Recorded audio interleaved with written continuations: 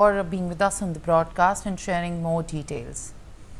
Now we are shifting our focus to other developments in a major revelation in the NIA investigation. As per the sources, terrorists were present in Baisaran Valley 2 days before the terror attack. This has been revealed as the probe tightens and explodes by the National Investigation Agency, who has been in fact at 8 after the attack took place. Terrorists have reached the Pahalgam on 15th April. Apart from the Baisaran Valley, 3 other places were also reckoned, and these 3 locations were on the target of the terrorists. But the attack did not happen due to the security reasons. Aru Valley, Amusement Park and Betab Valley were the targets of the terrorists.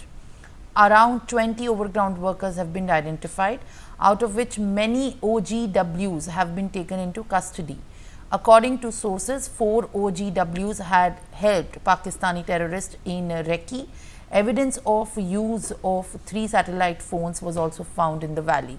Investigative agencies have traced the signal of 2 of these phones. Out of the 2,500 suspects, 186 people are still in custody and interrogation is underway.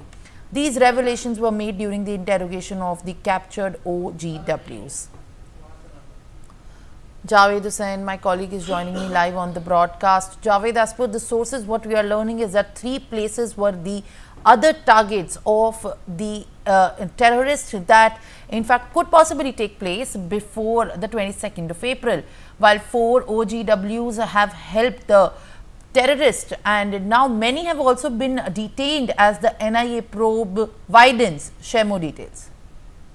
और देखिए, मैं आपको इस वक्त बता दूं कि इस वक्त की सबसे बड़ी खबर ये आ रही है कि जहां ओवरग्राउंड वर्कर्स को डिटेन करके उनसे पूछताछ की जा रही है, और कुछ जो ओवरग्राउंड वर्कर है वो इस वक्त सेंट्रल एजेंसी एनआईए के जांच रडार पर है। वहीं दूसरी तरफ एनआईए के जो डीजी हैं वो इस वक्त जो है पहलगाम पहुंचे हैं, और वहां पर तमाम एनआईए के जो बाकी सीनियर अधिकारी हैं वो इस वक्त डीजे सदानंद के साथ हैं, और वो पहलगाम में हुए जो आतंकी हमले के बाद जो पूरा एक जो मामला है, जिस तरीके से एनआईए 23 अप्रैल से इस पूरे मामले की जांच कर रही है, उसको लेकर जो है एनआईए के डीजी वहां पर पहुंचे और तमाम उस पूरी घटना को, जहां पर आतंकियों ने 26 बेकसूर लोगों की जान ली थी, उस पूरे तमाम एरिया की जो वो जांच एक इंस्पेक्शन करने आए हैं, वहां पर देखने आए हैं, चीजों को समझना है, क्योंकि एनआईए लगातार इस पूरे मामले में तक 2500 से ज्यादा लोगों से पूछताछ कर चुकी, जिसमें ओवरग्राउंड वर्कर ज्यादा हैं।